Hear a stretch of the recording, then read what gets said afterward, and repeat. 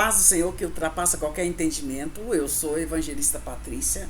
Deixa o seu like, deixa o seu comentário aí, porque nós hoje, para a honra e glória do Senhor, que o Senhor possa, nós vamos entrar no capítulo 9 de Marcos.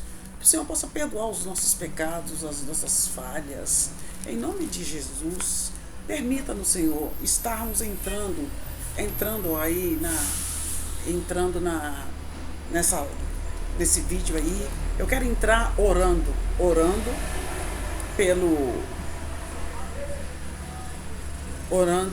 pelas pessoas que estão desabrigadas no sul, em nome de Jesus.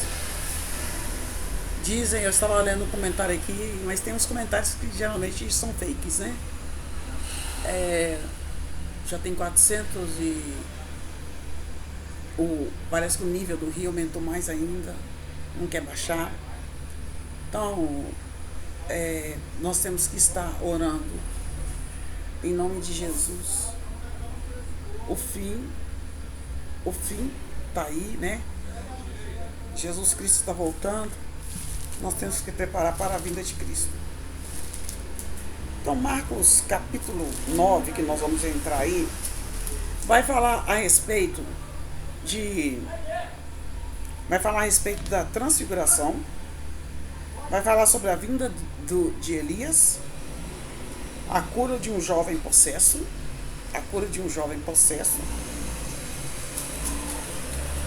e também, de novo, Jesus prediz a sua morte e ressurreição. E aqui, gente, também entra um fato de quem é maior no reino dos céus. Quem é maior no reino dos céus. E aqui, depois, Jesus fala que os discípulos, que nós devemos maior no reino do céu. Depois Jesus ensina a tolerância e a caridade. E também ele fala dos tropeços. E os discípulos como o sal da terra, nós somos sal da terra. E termina aí. Esse é o capítulo 9. Eu gostaria de deixar para vocês o capítulo 9. Começa aí, sabe, dizendo assim, o capítulo 9 começa com a finalização do capítulo 8, entrando no 9. Ele dizia ainda, em verdade vos afirmo, dos que aqui se encontram, alguns há que de maneira nenhuma passarão pela morte, até que vejam ter chegado com poder o reino de Deus. Ô, gente, eu fico pensando nessa chegada do poder de Deus aqui. É o reino de Deus estabelecido em nós. Porque Jesus falou com seus discípulos antes dele ser levado ao céu. Ele falou aos seus discípulos assim: ficai em Jerusalém até que do alto sejais revestidos de poder. Então o reino de Deus, Jesus subiu para que o reino de Deus fosse estabelecido em nós. E aqui, gente, acontece a transfiguração. 6 dias depois tomou Jesus pegou Pedro, Tiago e João e os levou à parte de um alto do monte. E lá Jesus foi transfigurado diante deles. Suas vestes se tornaram brancas e resplandecente, sobremodo branca como nenhum lavandeiro na terra as poderia alvejar. Nenhum produto na terra poderia alvejar as vestes de tão brancas que elas eram. Então, quando houve a transfiguração, apareceu Elias e Moisés. Então Pedro falou assim: ó mestre, vamos fazer 3 tendas, uma será sua, outra será de Moisés, outra será de Elias. Pois ele não sabia o que estava dizendo, por estarem ali aterrorizados, né? Ninguém esperava por aquilo. Então, ele não sabia, né? Aí a seguir veio uma nuvem que envolveu, e dela uma voz dizia, Este é meu filho, este é meu filho em qual eu me comprazo. E de relance, olhando ao redor, ninguém mais viu com eles a não ser Jesus. As pessoas estavam. É porque ele estava, como se diz, né? Se deixasse, eles iam estar também adorando a Moisés e a Elias. Mas Deus mostrou: este é o meu filho. Deixou bem claro que Jesus Cristo é o Filho de Deus. E aqui, gente, aí depois ele comenta a respeito da vinda de Elias. Quando eles desceram do monte, ordenou-lhe Jesus que não contasse nada que tinha visto, até o dia em que o Filho do Homem ressuscitasse dentre os mortos. E eles guardaram a recomendação e perguntaram uns aos outros que seria o ressuscitar o que seria o ressuscitar dentre os mortos, que eles não estavam entendendo. Eles guardaram a recomendação, perguntando uns aos outros: seria o ressuscitar dentre os mortos? E interrogaram-no, dizendo: por que dizes aos escribas ser necessário que Elias venha primeiro? Então ele disse: Elias, vindo primeiro, restaurará todas as coisas, como, pois, está escrito sobre o Filho do Homem, que sofrerá muito e será aviltado. Eu, porém, vos digo que Elias já veio e fizeram com ele tudo o que quiseram, como a seu respeito está escrito. Então, como ele falou, o Elias já veio. Quem que era o Elias? O Elias era o João Batista. Aí depois dessa conversa que ele teve aí, Jesus cura um jovem lunático possesso por demônios. Quando eles se aproximaram dos discípulos, viram numerosa multidão ao redor e que os escribas discutiam com eles, e logo toda a multidão, ao ver Jesus, tomada de surpresa, correu para ele e o saudava. Então ele interpelou os escribas e perguntou: o que é que vocês estão discutindo com eles? E um dentre a multidão respondeu: mestre, eu trouxe meu filho possesso de um espírito mudo, e este, onde quer que o apanha, lança-o por terra, e ele espuma, rilha os dentes e vai definhando. Pedi aos seus discípulos que expelissem esse demônio, e eles não puderam. Então Jesus lhes disse: ó geração incrédula, até quando estarei convosco? Até quando vos sofrerei? Trazei-me o menino. E trouxeram-lhe o jovem, né? Quando ele viu a Jesus, o espírito imediatamente agitou-se com violência, e caindo ele por terra, revolvia-se espumando. Perguntou Jesus ao pai do menino: há quanto tempo isso está acontecendo? E ele falou, o pai do menino falou: desde a infância. Desde a infância, respondeu, e muitas vezes o tem lançado no fogo e na água para o matar. Mas se tu podes alguma coisa, tem compaixão de nós e ajuda-nos. Ao que Jesus foi e respondeu. Jesus respondeu: se podes, tudo é possível ao que crer. Você crê? Imediatamente o pai do menino exclamou com lágrimas, que é uma coisa terrível, né, gente? Um filho desde pequeno possesso de demônios, né? Ele falou com lágrimas nos olhos: eu creio, ajuda-me na minha falta de fé. Vendo Jesus que a multidão concorria, repreendeu o espírito imundo, dizendo: espírito mudo e surdo, eu te ordeno, sai deste jovem e nunca mais torne a ele. E ele, clamando e agitando muito, saiu, deixando como se ele estivesse morto. Uma pessoa que está endemoniada, depois ela cai como morta. Na maioria das vezes, nas experiências que eu tenho de orar por pessoas possessas, a maioria elas caem desmaiadas, né? E aí aqui o filho, e ele falou assim, ordenou que saíram, né? E parecia que ele estava como morto, mas Jesus, tomando-o pela mão, o ergueu e ele se levantou. Quando entrou em casa, os seus discípulos lhe perguntou em particular: por que nós não conseguimos expulsar aquele demônio? Jesus falou assim: esta casca de demônio não pode sair senão por meio de jejum e oração. Por isso que eu falo, irmãos, que nós precisamos, muitas vezes, Deus está querendo que a gente ore e jejue, mas a gente não quer jejuar, tá? A gente quer, nós não queremos fazer nenhum esforço, né?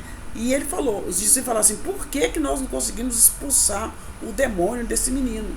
E Jesus falou: tem casca de demônio que sai com oração que sai por meio de oração e jejum.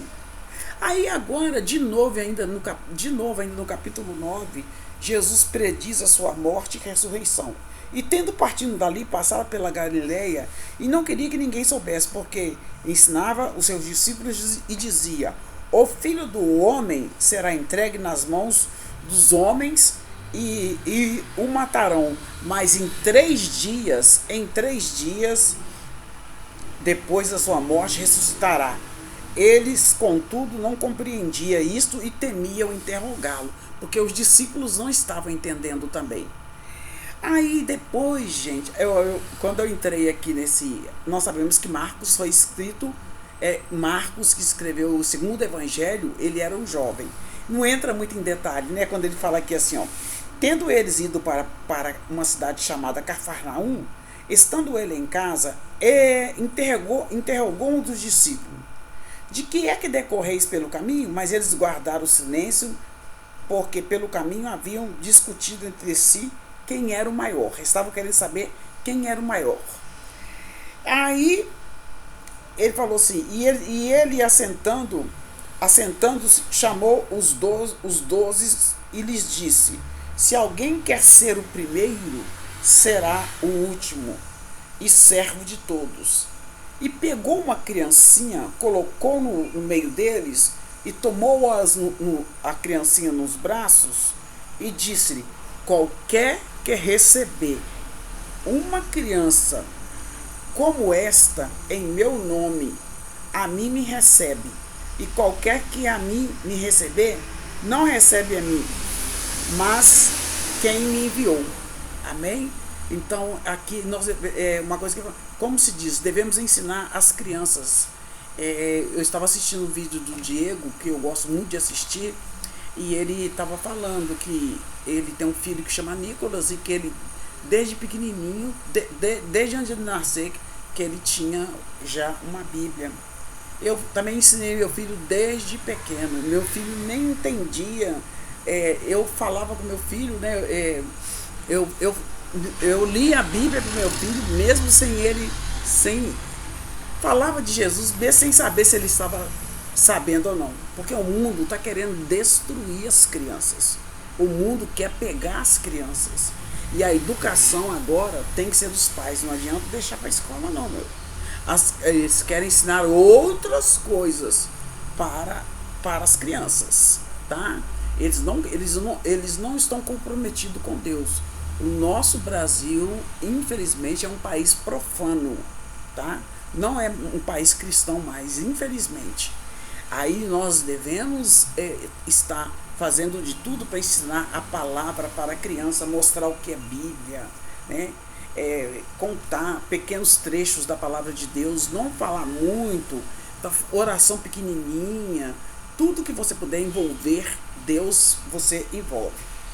Depois Jesus, aqui indo no capítulo 9, Jesus ensina a tolerância e a caridade.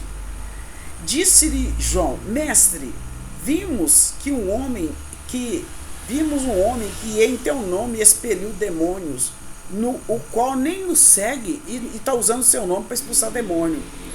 E aí nós o proibimos porque ele não segue conosco. Para que ele não tem direito de expulsar demônio? Mas Jesus respondeu: não proibais, porque ninguém há que faça milagre em meu nome, e logo a seguir posso falar mal de mim, pois quem não é contra nós é por nós. Portanto, aquele que nos der de beber um copo d'água em meu nome, porque sois de Cristo. Em verdade vos digo que de modo algum perderá o seu galardão. Então eles tentaram agradar o mestre, né, falando que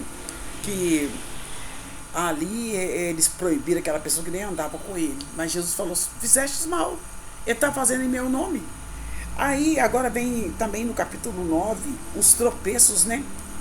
E ele falou assim, ó: quem fizer um destes pequeninos crentes, tá? Ele está falando pequeninos crentes, os menos sábios, né? Quem fizer qualquer um desses pequeninos crentes, melhor lhe for tropeçar. Se você fizer alguém tropeçar, se você fizer alguém cair, se eu fizer alguém cair, tropeçar, um dos pequeninos, eu também sou pequenina, tá, irmãos? Tem alguém sempre maior do que a gente, né? E acima de tudo, Deus. E aqui, gente, melhor lhe fora que pendurasse ao pescoço uma grande pedra de moinho e fosse lançado no mar. E se tua mão te fizer tropeçar, corta, pois é melhor entrar no céu com uma das mãos, na vida eterna, tendo duas mãos, e ir para o inferno, para o fogo inextinguível, aonde não lhes morre ó verme, nem o fogo se apaga. Se teu pé te faz tropeçar, corta-o. É melhor entrares no céu aleijado do que tendo dois pés e seres lançado no inferno, onde não lhes morre verme, nem fogo se apaga. Então Jesus está falando aqui que lá no inferno a pessoa não vai morrer, lá vai ter verme, né? Vai ser fogo o tempo todo, e a pessoa vai para mim, o que eu entendo, que a pessoa vai ser lançada no inferno viva, tá? Elas vão ressuscitar, umas para a vida eterna e outras para o inferno, e ali haverá choro e ranger de dentes, vermes, nossa Deus do céu, eu não quero nem imaginar. E tem gente aí mentirosa falando que o inferno é coisa boa. Tem gente que está servindo a Satanás achando que lá vai ser bacana. Mentiroso. Satanás é mentiroso, gente. Quem está servindo a Satanás, ele zomba de vocês. E aqui também Jesus encerra o capítulo 9 de Marcos dizendo que os discípulos são o sal da terra. Ele falou assim: vós sois o sal da terra. Se o sal, nós sabemos que ninguém tem a receita do sal. O sal ele é tipo areia. Deus não deixou a receita do sal, Deus não deixou a receita da água, né? Então ele falou assim, ó: porque vós sois o sal da terra, porque cada um será salgado com fogo. Bom é o sal, mas se o sal vier a se tornar sem gosto, insípido, quer dizer sem gosto. Como vai restaurar o sabor do sal?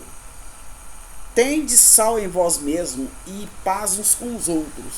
Porque nós estamos aqui nessa terra, se nós cremos em Jesus, nós somos seguidores de Jesus, somos discípulos de Jesus. E nós viemos para temperar. Nós somos o tempero de Deus nessa terra perdida, nesse mundo perdido, nesse mundo sem Deus. Então que possamos estar agindo com temperança e com paciência, né? É isso que nós devemos ter. Esse é o capítulo 9 de Marcos, do Evangelho de Marcos, amém? Então é isso aí. Então que possamos estar ouvindo esse vídeo e deixando o nosso comentário.